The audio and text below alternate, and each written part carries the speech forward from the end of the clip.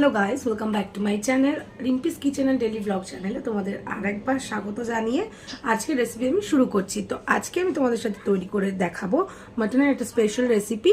অবশ্যই পাশে থেকো, আর যদি চ্যানেলের ভিডিও ভালো লেগে থাকে লাইক দিয়ে সাবস্ক্রাইব করে আমার পাশে থেকো, আর পাশে দেওয়া বেল বাটনে ক্লিক করে দিও যাতে আমার নতুন নতুন রেসিপি তোমরা সরাসরি পাও। প্রত্যেক সানডে করে আমি এবার থেকে নতুন নতুন রেসিপি ভিডিও তোমাদের সাথে শেয়ার করব। তো চলো কথা না বাড়িয়ে চলো রেসিপি শুরু করা যাক। তোমরা আজকে মাটন নিয়ে নিয়েছি 1 কেজি। ভালো করে পরিষ্কার করে ধুয়ে আমি জল ঝরিয়ে নিয়ে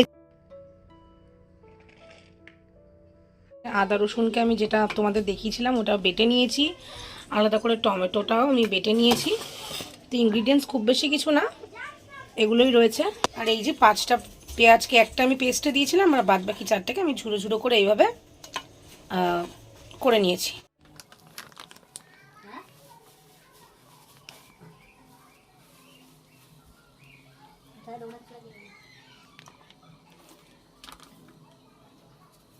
কড়াইতে আমি একটু দিয়ে দেবো জিরে ফোড়ন,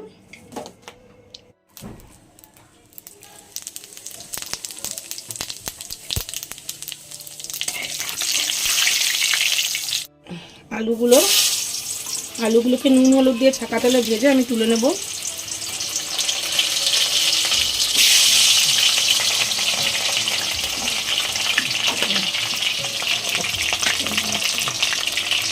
হলুদ,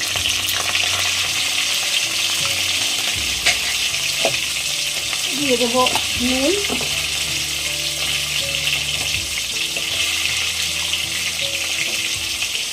এবার আমি ভেজে নেব।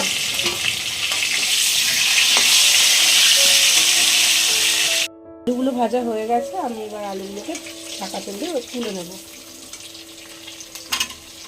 অল্প একটু গরম মশলা ছিল, সেটাকে ফোড়ন দিয়ে দিলাম। দিয়ে দিলাম অল্প একটু চিনি, যাতে এটা খুব ভালো করে ক্যারামেলাইজড হয়। আর যেই সময় চিনিটা দেবো একদম লো ফ্লেম করে আমি এটাকে অনবরত নাড়াচাড়া করবো, একটা কালার না আসা অবধি।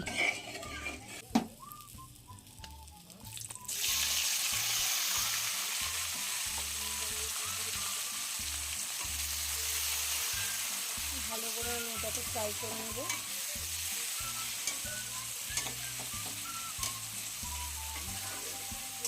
এইভাবে ভাজতে থাকবো, ভালো করে ভেজে নেব।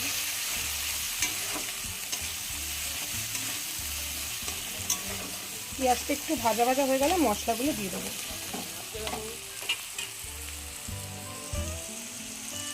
রাখা মশলাটা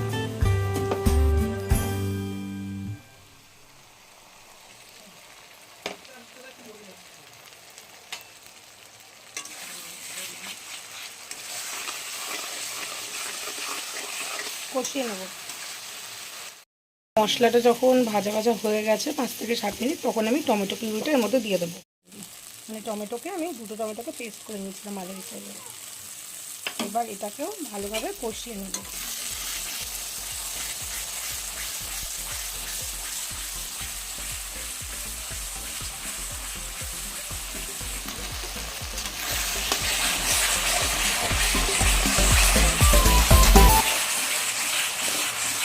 অনেক নুন দিয়ে নেবেন, তাহলে খুব ভালো করে জলটা বেরোয়। এরপরে আমি মাটনটার মধ্যে দিয়ে দিলাম।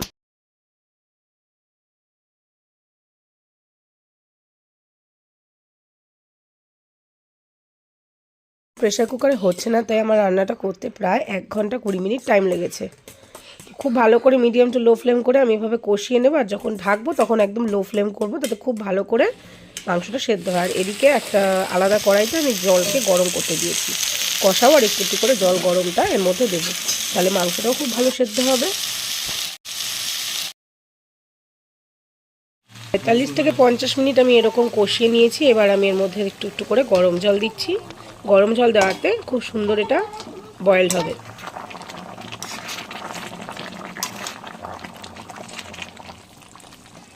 ওটা প্রায় 80% সেদ্ধ হয়ে গেছে।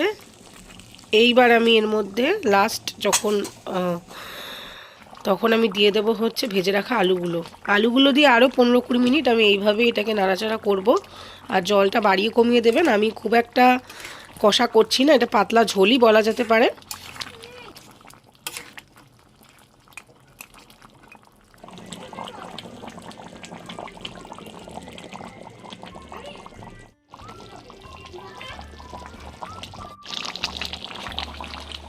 এরকমভাবে বাড়িয়ে নিয়ে আমি রান্নাটা করেছি, ব্যাস রান্নাটা রেডি। এরপর আমি গরম মশলা আর একটু সামান্য পরিমাণ ঘি দিয়ে গরম গরম এটাকে সার্ভ করেছি।